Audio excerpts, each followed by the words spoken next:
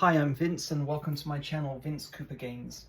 In this video we're going to be doing a playthrough of my solitaire war game Bloody Lane, and this is we're going to go through turn 4 in this video. Turn 4, as you can see, is a Union deployment turn, so during the Union deployment phase we will be deploying the next wave of Union attackers. But let's start off with the supply phase. So take a look down here at the supply line. We're going to move each token one box to the right, so the orders go to S3, the ammunition goes to S1, and then I'm going to choose another supply token, so I'm going to put another orders token in S1.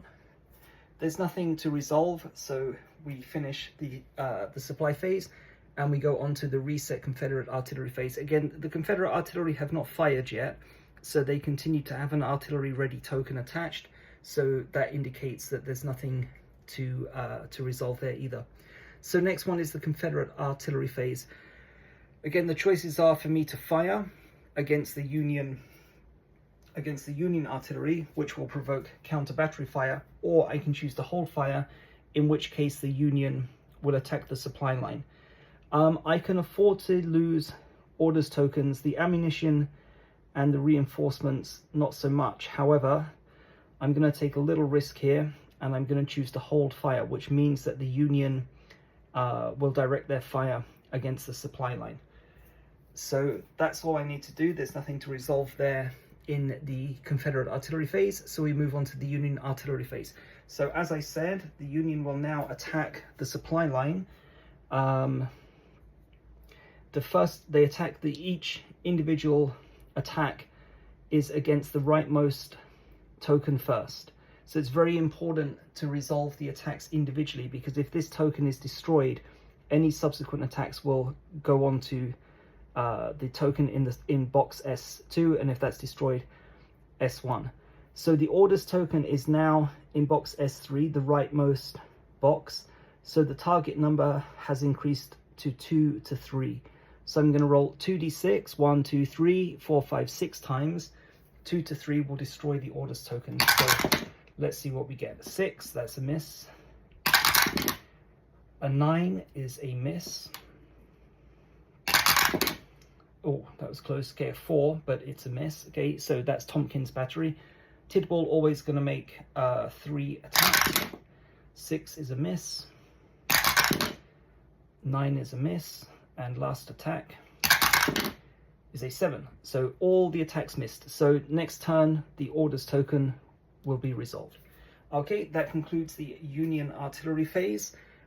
Next is the Union event phase. This is the Union event table. We roll 4d6 4 times, and we resolve each event as it comes up. Turns 1 to 5, we're using the event from column A, and we're marking off the event here in this column, also A. So let's do the first Union event. So we're going to do 4d6, see what we get. Okay, so we have a 12. If we look at the table, 12 would be a heavy fire event. However, it has already been resolved. All of these have been resolved, so we go to the next higher number, next higher number, next higher number. The next higher number that is unresolved is 22, which is a smoke event. Okay, this is actually, I think, the first time we've had a smoke event. So we put a smoke token in the smoke box. The smoke token imposes a -1 cohesion penalty anytime a Union or Confederate counter attacks. So it applies to both Union and Confederate counters. If there are multiple smoke tokens, those penalties are cumulative. Okay, this is turn 4, so down here we mark off the smoke in turn 4. Okay, that's the first Union event. Okay, 46 again, event number 2. Okay, so this time we have a 15. So again, event number 15 would be a reform, which would actually be useful now for the Union, but it's been resolved, so we skip ahead. We go up to 23, skirmisher event. Skirmisher is going to attack Let me just show you where it is. So the skirmisher, roll 1d6, a 1 reduces officer value by 1. So officer value currently is 4. Let's roll 1d6 and see if there's a hit. And we get a 4, so no effect.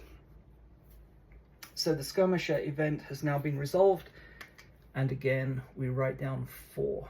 So that's 1, 2 events. Third Union event, 46. Okay, that's a 12. So again, okay, 12 has already been resolved, so we're up here at the bottom of the Union event. That's a light fire event. Let me just mark it off. Okay, light fire. Okay, select Confederate target, roll 1d6, 1 reduces cohesion by 1.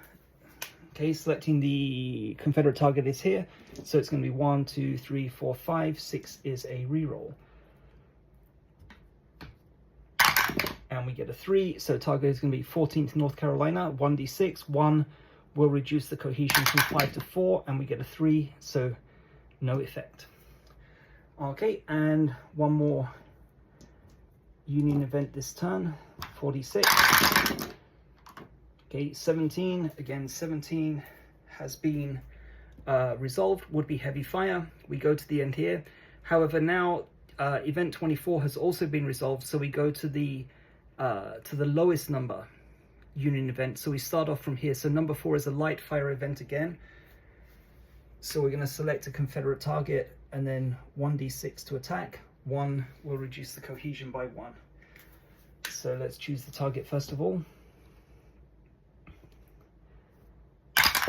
That's a 1, so target is the 6th Alabama, 1d6, 1 is -1 cohesion, 2, no effect. Okay, and that's the 4 Union events resolved. Okay, so that's the Union event phase. Next is the Union action phase. So at the moment, the 1st Delaware and the 5th Maryland, they have crouch tokens attached, so they automatically select and resolve the crouch and reform action. Okay, the crouch token is already attached, so that stays in play. Each regiment is going to make a cohesion check. If the result is 1, the cohesion will increase to 2, and at the end of the turn, the crouch token will be removed. Okay, so 1st Delaware, we get a 1. Oh, okay, so there you go. So cohesion, they have regained some cohesion. Okay, cohesion is 2, but we're not going to place a token there. We assume if the regiment doesn't have a cohesion token attached, it is at its maximum. So 1st Delaware returns to 2 cohesion. Okay, 5th Maryland, cohesion of 1, and they made it as well. Would you believe it? Okay, so both of them have restored their cohesion. So in future turns, they will start moving and resolving other actions. Okay, that's all we need to do during the Union